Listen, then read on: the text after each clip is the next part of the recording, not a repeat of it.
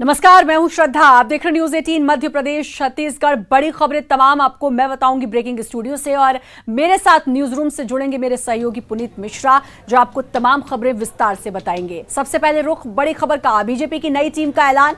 BJP की नई कार्यकारिणी गठित की गई है।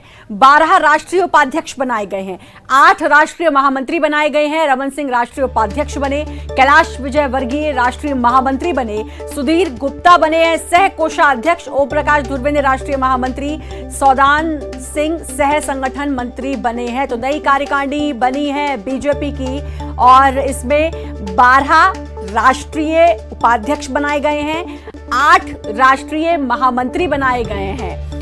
छत्तीसगढ़ के पूर्व मुख्यमंत्री यानी कि रमन सिंह बने हैं राष्ट्रीय उपाध्यक्ष, और कैलाश विजयवर्गीय जो अब बन गए हैं राष्ट्रीय महामंत्री। सुधीर गुप्ता की बात करें तो सह कोषाध्यक्ष, ओम प्रकाश धुर्वे राष्ट्रीय महामंत्री, सौदान सिंह सह संगठन मंत्री बनाए गए हैं।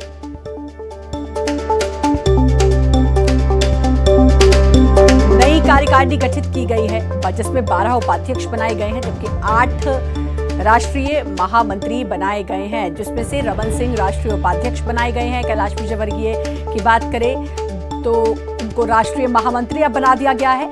सुधीर गुप्ता बने हैं सह कोषाध्यक्ष, ओम प्रकाश धुर्वे ने राष्ट्रीय महामंत्री उनको बनाया गया है। सौदान सिंह सह संगठन मंत्री बनाए गए हैं। तो ये नई टीम बीजेपी के राष्ट्रीय अध्यक्ष जेपी नड्डा की ये नई टीम, जिसमें 12 राष्ट्रीय उपाध्यक्ष, 8 राष्ट्रीय महामंत्री बनाए गए हैं। आपको बता दें कि रमन सिंह को राष्ट्रीय उपाध्यक्ष का दर्जा दिया गया है, कैलाश विजयवर्गीय को राष्ट्रीय महामंत्री बनाया गया है, सुधीर गुप्ता बने हैं सह कोषाध्यक्ष, ओम प्रकाश धुर्वे ने राष्ट्रीय महामंत्री उनको बनाया गया है, और सौदान सिंह सह संगठन मंत्री बनाए गए हैं।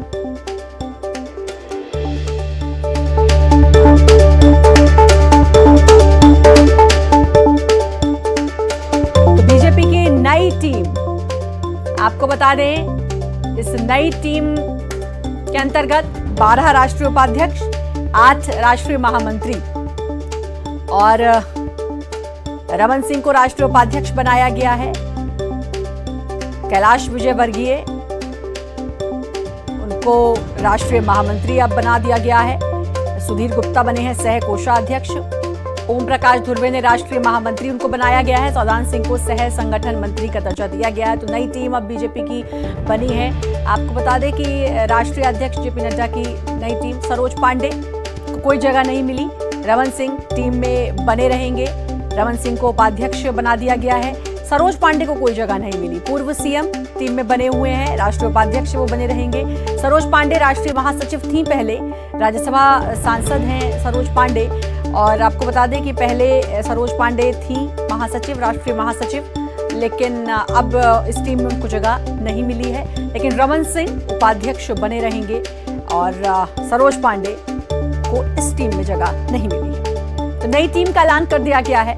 बीजेपी की नई कार्यकारिणी समिति का गठन कर दिया गया है, जिसमें 12 राष्ट्रीय उपाध्यक्ष हैं, 8 राष्ट्रीय महामंत्री हैं, और आपको बता दें कि राष्ट्रीय महासचिव यानी कि कैलाश विजयवर्गीय को अब राष्ट्रीय महामंत्री बना दिया गया है।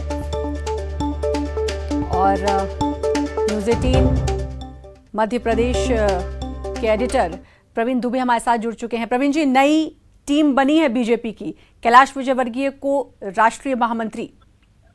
कैलाश जी के पद को श्रद्धा यथावत रखा गया। उनका जो ओहदा है वो पश्चिम बंगाल के इलेक्शन को ध्यान में रखते हुए उन्हें उसी तरह से रखा गया है।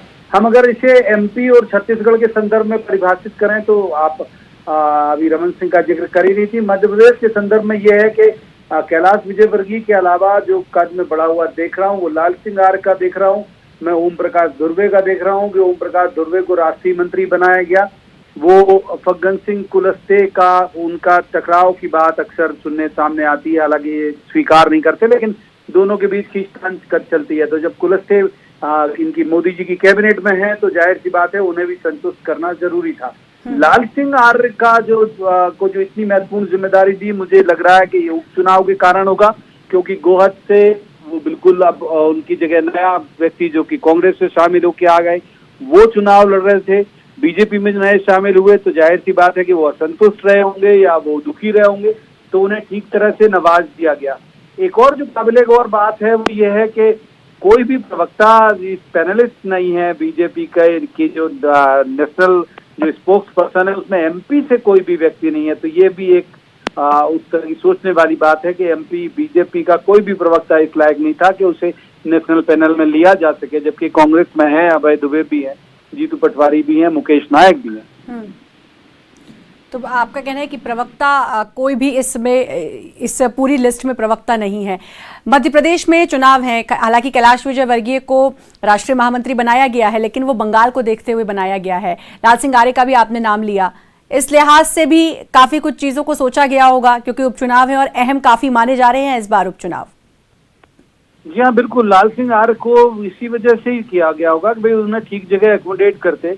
अब ऐसे बहुत सारे नाम मुझे लग रहा था कि भाई संगठन में कोई जिम्मेदारी हो सकता है कि और भी कुछ गुर्जर समाज के लोगों को, जैसे रुस्तम सिंह हो सकते थे। मुझे उम्मीद थी कि शायद उन्हें भी कहीं एकोमोडेट किया जाए, क्योंकि उनकी जगह भी नए आए हुए व्यक्ति को चुनाव लड़वाया जा रहा है।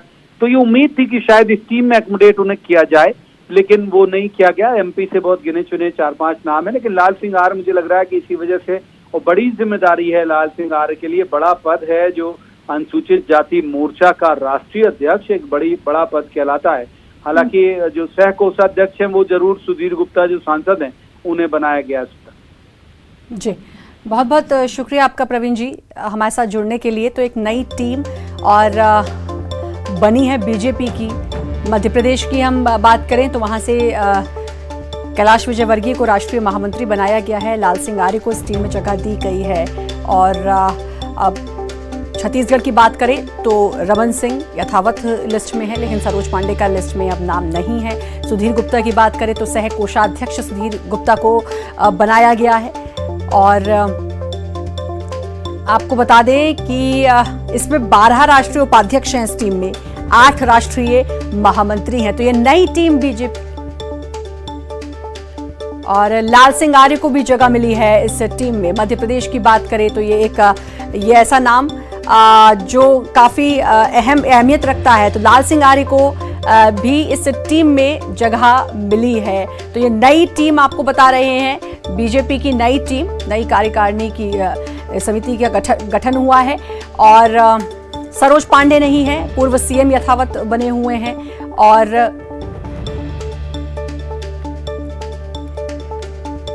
और लाल सिंह आर्य अनुसूचित जनजाति मोर्चा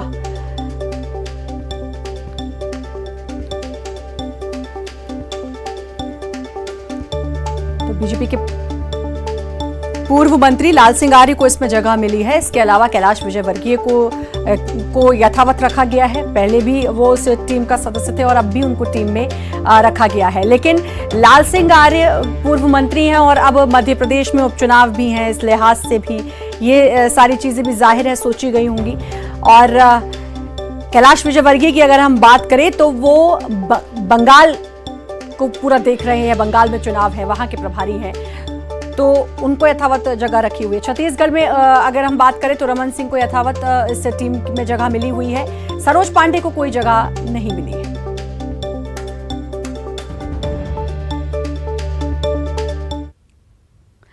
कृषि मंत्री कमल पटेल पर पूर्व मंत्री जीतू पटवारी ने जोरदार हमला बोला है। पटवारी ने कहा कि कृषि मंत्री की मानसिक हालत ठीक नहीं है, वो सदन में कुछ कहते हैं और सदन के बाहर कुछ और कहते हैं। पटवारी ने कहा विधानसभा में मंत्री शराब के नशे में थे या भांग के नशे में।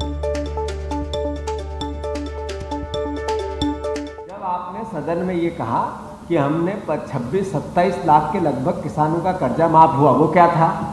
क्या उन्होंने शराब पी के सिग्नेचर किए थे कि भांग के नशे में सिग्नेचर किए थे? उस प्रश्न के उत्तर में कमल पटेल कहाँ थे जब वो जवाब दे रहे थे सदन में कि 27 लाख किसानों का कर्जा माफ किया? और वहीं कृषि मंत्री कमल पटेल ने जीतू पटवारी के बयान पर पलटवार किया और कहा कि मैंने कभी शराब नहीं पी, मैं स्वाभिमानी किसान का बेटा हूं, नशे में तो कांग्रेस और राहुल गांधी हैं। कमल पटेल ने कहा कि जीतू पटवारी पागल हो गए हैं, कांग्रेस पगला गई है।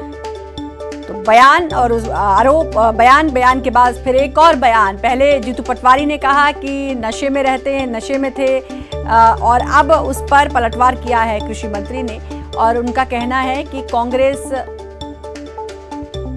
पगला गई है, जीतू पटवारी पागल हो गए हैं। तो ये भाषा की मर्यादा तोड़ते हुए दोनों की तरफ से बयान। कमल पटेल ने कभी दारू तो क्या बियर को भी हाथ में लगाई, और मैं एक किसान का बेटा हूं और सम्मान के साथ स्वाभिमान के साथ जीता हूं, किसानों के हक में काम करता हूं। कमलनाथ से पूछो, राहुल गांधी से पूछो कि उन्होंने कौन से नशे में जनता से वादा किया था, पहले ये बताओ कि 10 दिन में अगर कर्ज माफ नहीं हुआ 2 लाख तक का तो मुख्यमंत्री बदल दूंगा। कमलनाथ ने कौन सा साइन किए थे 2 लाख तक के कर्ज माफ किए जाते हैं, किए नहीं। पहले खुद अपने गिरेबान में झांको, उसके बाद में दूसरों पे उंगली उठाओ। खुद की मनस्थिति ठीक नहीं, पागल हो गए, पगला रही कांग्रेस सत्ता जाने से, इनकी दलाली बंद होने से।